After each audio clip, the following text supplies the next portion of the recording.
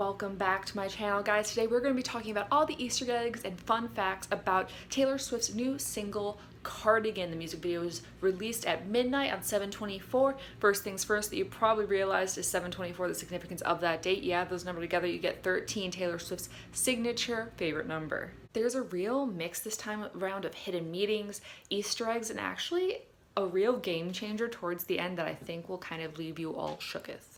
So a couple of the classic hidden Easter eggs right off the bat that we're used to from T Swift is the clock that you see in her cottagecore ambiance is at 1 and 3:13. We know that this is the lucky number. Let's not, go too long into this. But you'll also notice that there are 13 stars on the cardigan at the very end.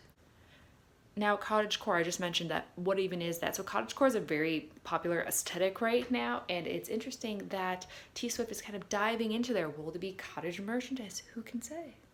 The B key on her piano is broken. The piano scene in the water is very similar to the falling scene in Harry Styles' recent music video. So is there a correlation? Is there T? Possibly. We see her going into the woods after emerging from her cottagecore aesthetic, and this is a nod back to her Out of the Woods song. It was all about getting out of the woods, getting out of a tempestuous relationship, all the stuff that she was dealing with, and now she's overcome her obstacles. She is thriving on top of them, and she feels kind of at peace and symbiosis with all of her surroundings now.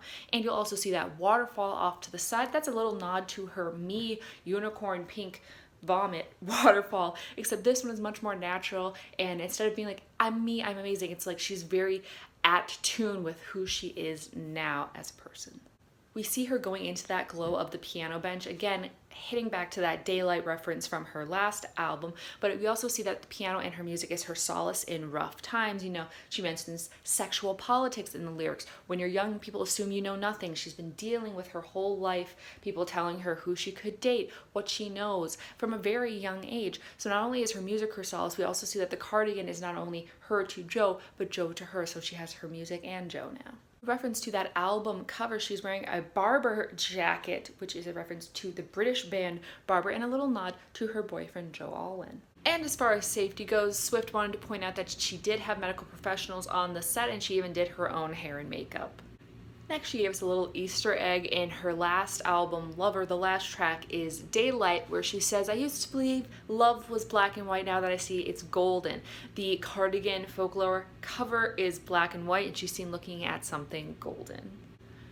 This also signifies a new transition in her music. It's often seen that her last track is kind of the transition between two different kinds of musical styles, so it was pretty much a clear Easter egg that now we know about. Another number hint that she dropped was on 4/27. She dropped a picture on Instagram saying not much going on in the moment, 8 words in the caption. She was writing folklore. You switch that date, it's 7/24. Now, if you remember in that music video for Lover, there were a bunch of rooms compartmentalized to represent all the different albums, and there's a tiny room that is a closet as one of the rooms, and there's a single light bulb hanging, and this is kind of a reference to not only Cardigan, but that glowing light bulb for folklore.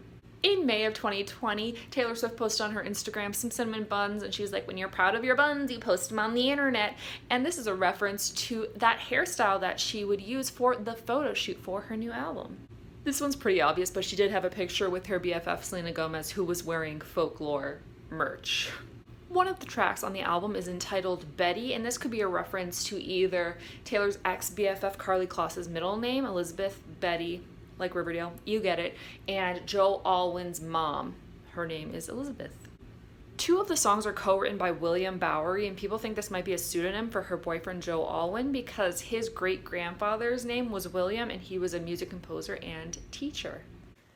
So those are all of the clear Easter eggs, deeper meanings, little allusions to Taylor Swift and her future with this new album. But the little plot twist at the end is that she did just turn 30, and the fact that she didn't have as many Easter eggs leading up to it, and even in this music video, it was a very clear format and very almost going back to her roots, is showing that maybe she's, getting out of the Easter egg, maybe she's maturing a little bit, maybe she's just like, this is me, this is raw.